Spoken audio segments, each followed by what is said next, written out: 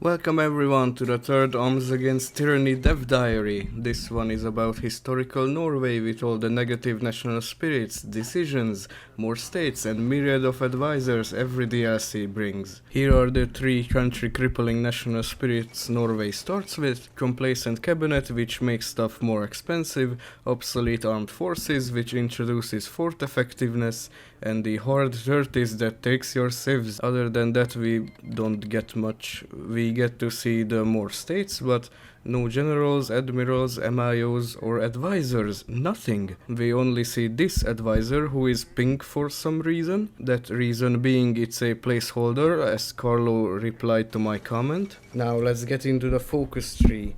By the way, sorry for the noise in the background, but there's a storm right now, so can't do much about that. The political branch has a good size. If you do broken gun policies, you will be locked out of most military focuses, but will gain access to bracing for the storm decisions that let you slightly improve each state for 50 political power. That sounds like doing the actual military focuses is better. Once the war starts, you'll be able to click Hoi4's version of exploiting development for even more political power and convoys. Emergency production decisions sound like giving military factory bonuses, but no, building more civs when at war totally makes sense. Yes, I know Norway tried to avoid invasion by making itself seem the most harmless possible, but at least don't take away military factory construction speed, you know? At least they give some army bonuses, which depends on how developed the state is.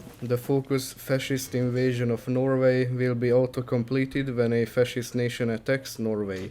But does attack mean having declared war or being involved in a fight and actually invading? Remains to be seen, I guess. But when you get war declared on by Germany, you also get a decision. Stay democratic, delay the Quisling coup, or become Quisling and join the Germans. Also, it seems like you immediately get a civil war too, because Oslo is occupied not by Germany since it's blue.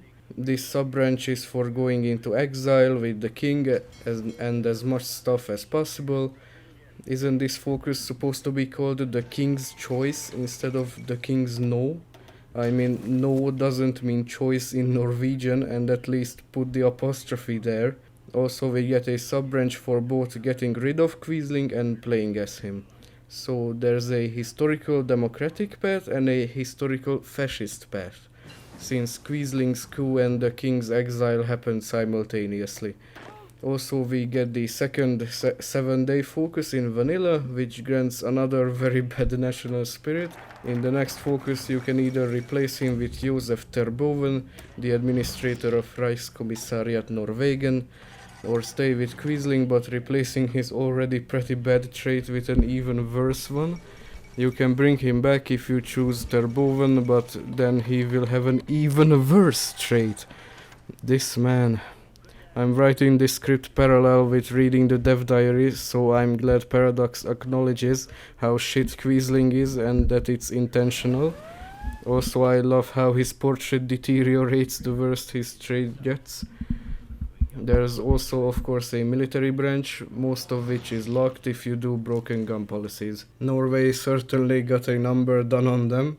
They got gutted, but I'm still looking forward to the alt history and even playing as a semi-historical Norway. If you found this informative, comment, like and subscribe, and I'll see you guys in the next one. Goodbye everyone.